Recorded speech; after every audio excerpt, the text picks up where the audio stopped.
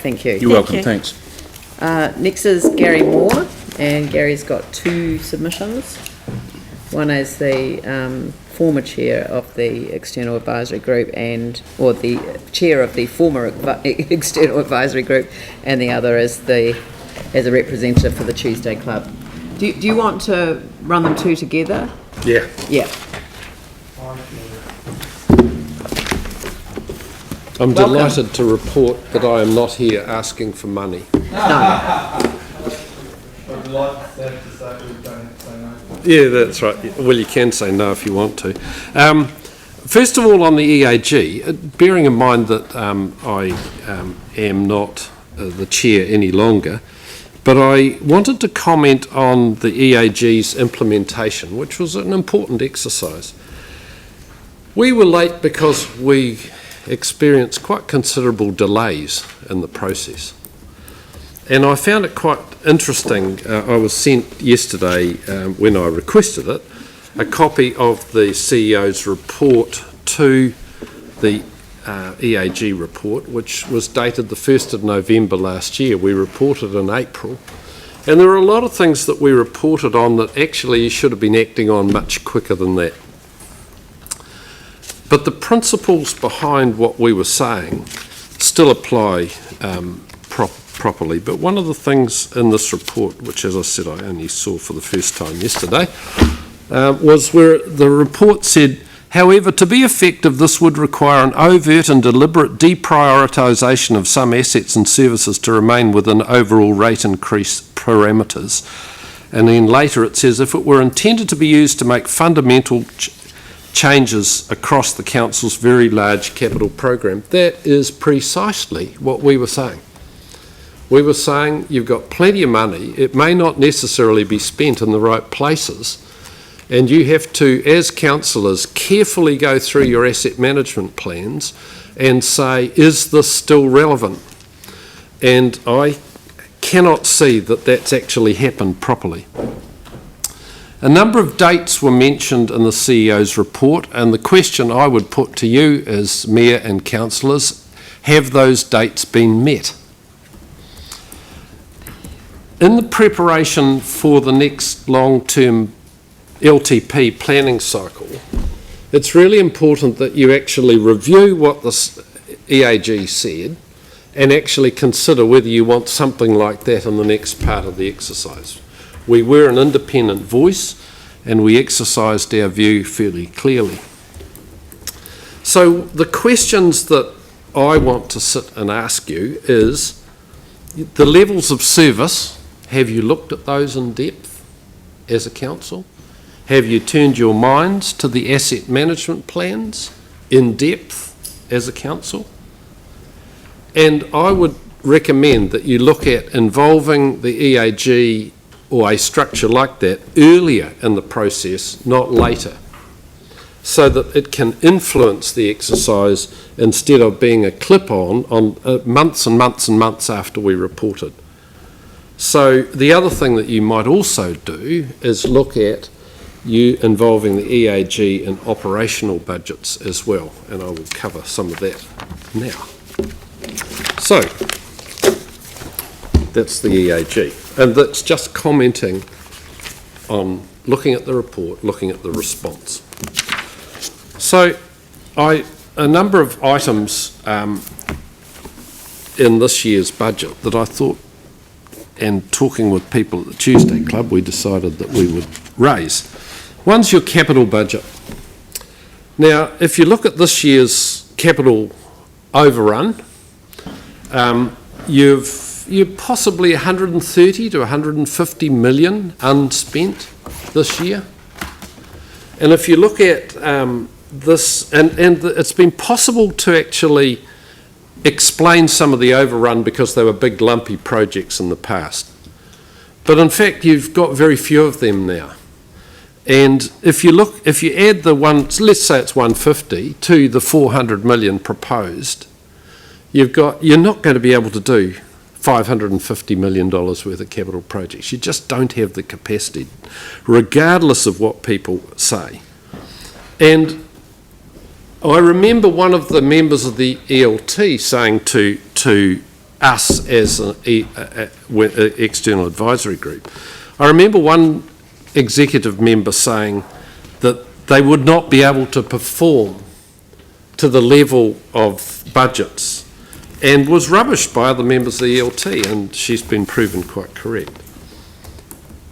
If you look at Three Waters, I believe that you've got massive underinvestment in the Three Waters, and you'll only be able to actually do something about that if you shift money from other budgets. If you look at lack of transparency in the finances, if I look at internal services budgets, which we used to be able to ask what they were. That was when I was round. And now they are all covered by a single internal services plan that only the executive team sees. It's not in front of you. So there's a single line, corporate revenue and expenses, and this has 105.5 million operating expenses. And if you add the corporate overhead capex, it's another 73.5 million. You should be asking, what's in that?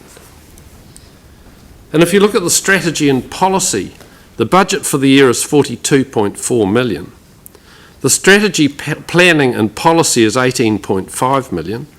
Communications / PR, 6.6 million. Economic development, 17.1 million. This area really seriously needs a 17A review of efficiency and effectiveness. Now, where's my list? An issue that we've been concerned about, and we've raised many times at the Tuesday Club, the culture of the City Council. I couldn't help thinking as I was looking at your Finance Committee yesterday, where I added up, you had 523 pages on your agenda. So I thought, I wonder what they do in Auckland. When I looked at the Auckland, now it may not be the equivalent committee. That was the Skirt report that caused over 300 pages of that. Well, it was the Skirt closeout report. Okay, yeah. So it's not a fair the February Auckland City meeting, Madam Mayor, had 59 pages in it. The March meeting had 231 pages in it. And the Wellington had last month 153 pages. And I think you've got to seriously say, are you being swamped in paper? The Paperless Society, remember that? So I want to talk about a concern I have on, by the way, I didn't get my full 15 minutes, I might point out. You will. I want to point out the fact that I'm concerned about the agencies that are all over Christchurch supposedly doing economic development and planning. I was very interested in Mayor Buck, that's gone, isn't it? Councillor Buck's, that dates me. Councillor Buck's comments on Regenerate. In my personal opinion, this organisation is well past its use-by date. I don't think it's achieving anything right now. And as governors, I think you need to have a close look at where your agencies are spending money and who they're spending money on. I think you need to look at individual consultants who are being engaged at huge money around the city. Just check, are there any that have earned over $1 million since Sarah? Have a look at who's been paid what and under what heading, like what are they called? In my opinion, when I looked at it, it looks like there's in excess of 120 million being spent by the council and the various agencies around Christchurch. And I have to say, what are they achieving? And I'm adding Otakaro and Regenerate and DCL. And I asked the question, are any of your agencies promoting that they should become the Urban Development Authority directly to the Crown without your authority? And it's time for a big clean-up, and as somebody passionately interested in the city and in economic development, it's time for a big clean-up, and you should lead it. Section 17A. EAG, External Advisory Group, recommended a series of rolling reviews. Have they happened? I recommend that you look at what the Auckland Council has decided, and they are undertaking a completely open process using a rolling review. And Solgum has written some very good guidelines on what a Section 17A should be, and it should be an open process, and you should be engaging with the city as you go through it. It's really an exciting opportunity for us all to look at how money's spent, and some of the items that I've covered could easily be handled by Section 17A. I said when we presented the External Advisory Group report in front of this very council that Christchurch City Council has significant funding. It's not necessarily properly focused and prioritised. I don't see anything from your financial reports to change my mind on that topic. You have sufficient funds, they are not always well targeted. Thank you. Thank you. Questions? Phil? Thanks, Gary. I think basically one of the areas of underspending you referred to, I think, was the three waters. Yeah, no, Yep. yes, underspend. Yep. So I just wondered what sort of areas in terms of, you know, our capital program would you reduce spending and add to three waters? I think you can only arrive at that, Phil, by doing a proper asset management plan and having a look at your infrastructure plan, and you will find there'll be money there. I've